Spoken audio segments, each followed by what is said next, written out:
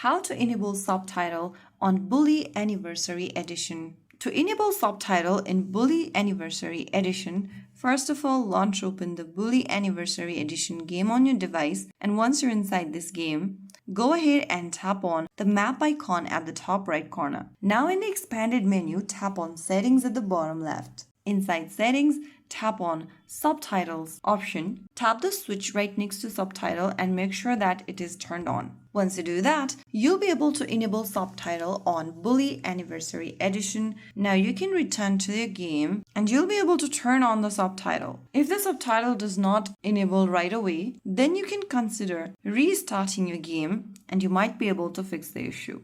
So there you have it. That is how you can enable subtitle setting in Bully Anniversary Edition. If you found the video helpful, don't forget to like, share, and subscribe to our channel. I will see you again in the next video. Stay tuned and thanks for watching.